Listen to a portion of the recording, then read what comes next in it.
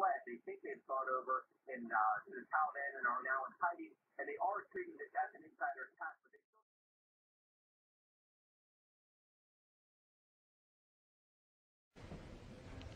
They claim to be free market advocates when it's really an anything-goes mentality. No regulation, no supervision, no discipline. In addition to our important oversight role in this committee, I hope that we will move swiftly to create a new regulatory structure for Fannie Mae, for Freddie Mac, and the Federal Home Loan Banks. The analysis makes clear that more resources must be brought to bear to ensure the highest standards of conduct are not only required, but more importantly, they are actually met. For too long, this government, in 8 years, has followed a right-wing ideology of anything goes, no supervision, no discipline, no regulation. There is a very simple solution.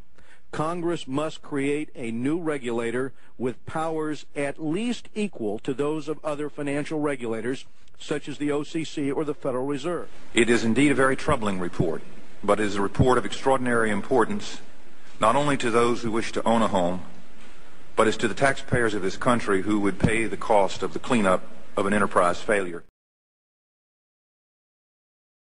And we heard the Secretary and the Chairman tell us that this was a once-in-100-year phenomenon. This fiscal crisis was so drastic. Certainly once in 50 years, probably once in 100 years. And how did it sneak up on us so silently, almost on little cat's feet?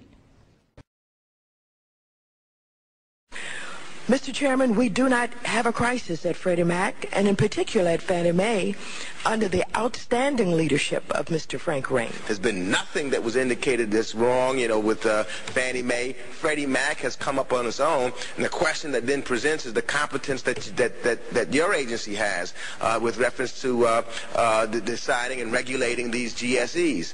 And so I wish I could sit here and say that I'm not upset with you, but I am very upset because, what you do is you give, maybe giving a reason to, as Mr. Gonzalez said, to give someone a heart surgery when they really don't need it. Under the outstanding leadership of Mr. Frank Raines, everything in the 1992 Act has worked just fine.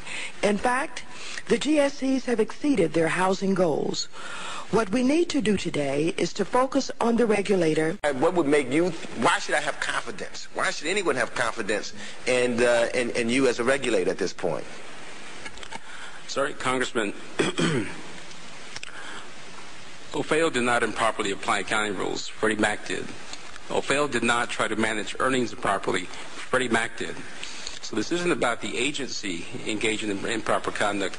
It's about Freddie Mac. But a concern that I have is you're making very specific, what you have correctly acknowledged, broad and categorical judgments about the management of this institution, about the willfulness of practices that may or may not be in controversy. You've imputed various motives to the people running the organization. You went to the board and put a 48-hour ultimatum on them without having any specific regulatory authority to put that kind of ultimatum on them. That sounds like some kind of an invisible line has been crossed. I find this to be inconsistent and a rush to judgment. I get the feeling that the markets are not worried about the safety and soundness of Fannie Mae, as OFAO says that it is. Mr. Frank and his committee will continue to pursue other avenues that we can stabilize the markets and protect the taxpayer.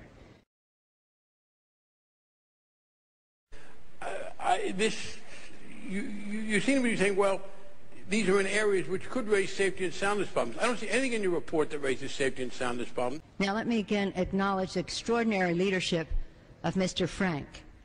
He has been an exceptional leader in the Congress, but never has his knowledge and his experience and his judgment been more needed than now.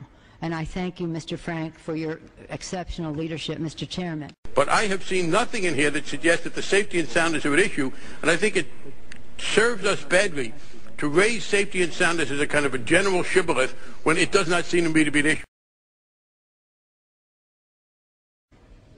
Mr. Waxman will be having vigorous oversight this week, hearings this week on regulatory reform and other aspects of it. I hope you will pursue fraud and mismanagement and the rest. They play by their own rules, and I'm tempted to ask how many people in this room are in the payroll of Fannie Mae, because what they do is they basically hire every lobbyist they can possibly hire. They hire some people to lobby, and they hire some people not to lobby so that the opposition can't hire them. Mr. Raines, $1.1 million bonus on a $526,000 salary. Jamie Gorlick, $779,000 bonus on a salary of $567,000. I mean, this is what you stated on page 11 is nothing less than staggering. The 1998 earnings per share number turned out to be $3.23 and 9 mils, a result that Fannie Mae met the EPS maximum payout goal right down to the penny. Fannie Mae understood the rules and simply chose not to follow them. That if Fannie Mae had followed the practices, there wouldn't have been a bonus that year. Fannie Mae has manipulated, in my judgment, OFEO for years. And for OFEO to finally come out with a report as strong as it is tells me that's got to be the minimum, not the maximum. And you have about 3% of your portfolio set aside. If a bank gets below 4%, they are in deep trouble. So I just want you to explain to me why I shouldn't be satisfied with 3%. Because banks there aren't any banks who only have multifamily and single-family loans. These assets are so riskless that their capital for holding them should be under 2%.